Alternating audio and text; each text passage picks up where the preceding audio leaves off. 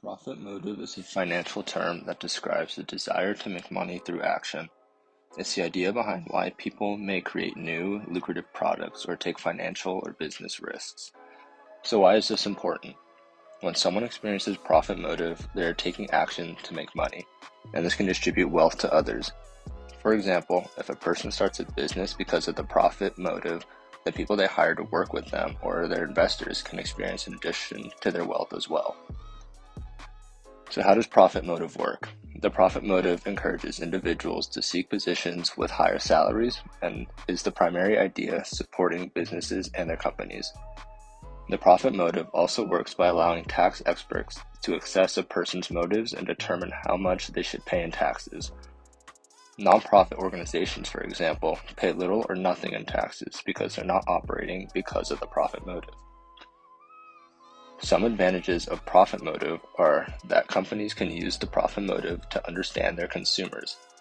Business executives use this principle to make more lucrative decisions.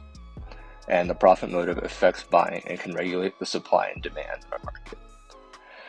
Some disadvantages would include people may be more likely to ignore risks and to increase their profits. Consumers and businesses may take action considering other factors.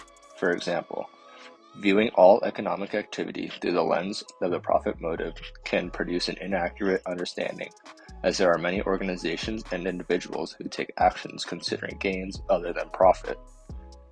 A real-life example of this would be, a farmer grows corn and carrots each year.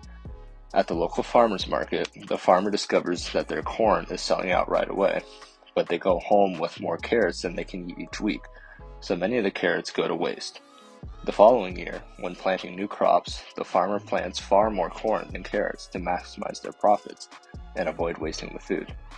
This is an example of how the profit motive functions with supply and demand and can and avoid wasting the food.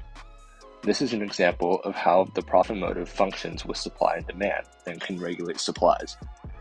Civic-minded corporate executives worry about how they can maximize the bottom line without breaking the rules of their society and without betraying their own integrity, while smaller businesses fight to keep up with the competition while keeping in mind their obligations to their customers and their local community. Christopher Stone's article titled, "Why Shouldn't Corporations Be Socially Responsible?" looks into the moral obligations of corporations. Stone argues that companies should be held under the same moral compass as individuals. He refutes different arguments throughout the article, which all fall under the same notion. Corporations' sole purpose should be to make as much money as possible for the shareholders. A modern case that we discussed in class which involves this dilemma is the FBI-Apple encryption dispute. In a 2016 court case, the FBI wanted access to Apple's encryption software in order to unlock an iPhone involved in the San Bernardino terrorist attack. Apple refused to give up this information. In this case, Apple did not feel socially responsible to help out the agency to possibly identify the attackers. They did not want to give up their data at the risk of losing respect from customers and potential future earnings. While this is a larger scale example, it shows the reality of corporations choosing profit over social responsibilities, something Christopher Stone questions the validity of. Peter French's article in Chapter 5 argues that corporations should be held to the same moral principles as individuals. In 2010, the Supreme Court upheld this idea when they voted to allow corporations to donate to elections. This decision blurred corporate finance laws and showed that the government will allow corporations to act as independent individuals. Peter French agrees with this notion.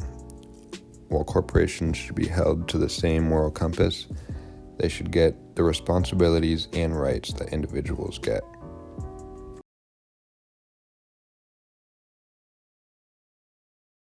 In the two sections that I had that I thought were really interesting. The first one being stockholders and the second one being the social responsibility of the firms.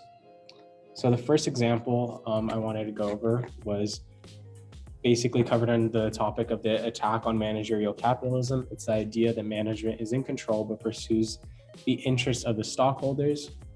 A good example of this was in 2017 when Apple stockholders demanded more diversity, but the company decided to fight back. So during this year, it was a really good year in Silicon Valley. A lot of companies like Dell and Intel made a lot of good improvements towards diversity and equality. Apple had jumped on and announced that they had removed pay disparities and had made slight gains on hiring women and people of color. It even launched an inclusion and diversity page.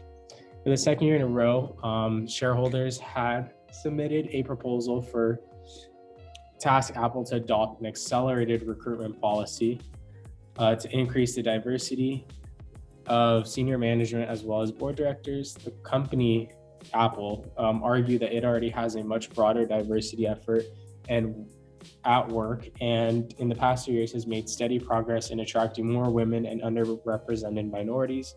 The proposed policy, Apple concludes, is not necessary or appropriate because we already have demonstrated our commitment to a holistic view of inclusion and diversity. So I thought this was a really good example of how stockholders are really, in theory, they're supposed to be the ones that call the shots, but it would take a little more than that. They would have to get enough votes and have enough control over the company in order to actually have a final say. The next topic I want to cover was the social responsibility of firms. It consists of legal regulation, taxes, legal liability, as well as ethic codes. An example of this was just this past year or two. An Irvine man was sentenced to 4 years in federal prison for obtaining more than $5 million in COVID relief funds for fake businesses. He pleaded guilty just on June 21st to bank fraud and then money laundering. With the money, he basically got the money by creating a whole bunch of fake businesses. Once the government's like, oh, we'll help out small businesses, he's like, cool, I'll hop on it. He made fake addresses, fake companies. Once he actually received the money, he used it to pay for personal expenses. He bought a $1.3 million house in Eagle Rock, California, a $600,000 house in Malibu, and then as well as a $1 million house in Irvine.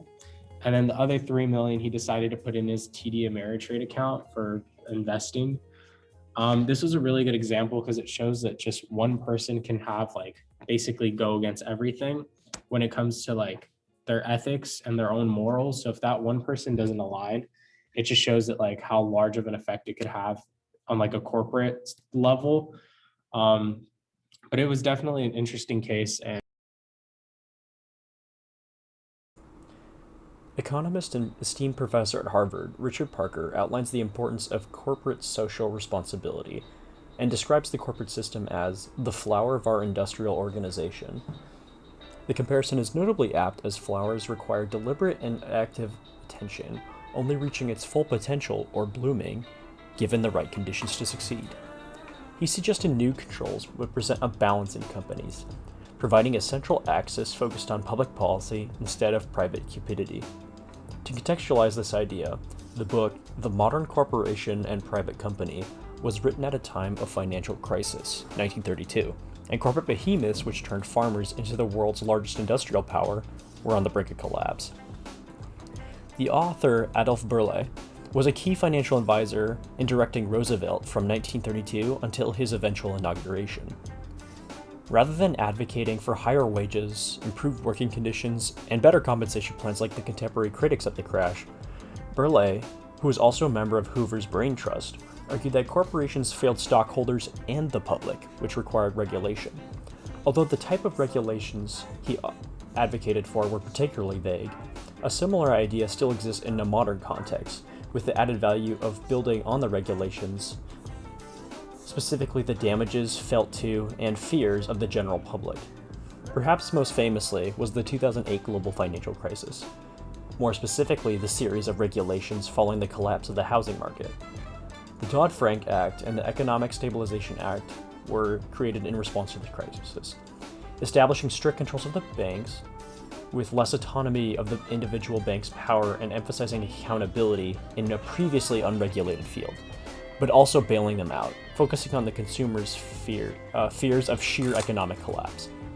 Perhaps the most significant was the bailout of Lehman Brothers, which, if left to the markets, would have caused a crash in the global economy as a whole. Today, certain companies have gotten so large that they are an essential part of our lives. which is all the more reason to hold them accountable when they make a mistake. Credit reporting agency Equifax is currently being sued for its use of systems to fire one of its own employees for working 2 jobs, and violating the Video Privacy Protection Act in the process.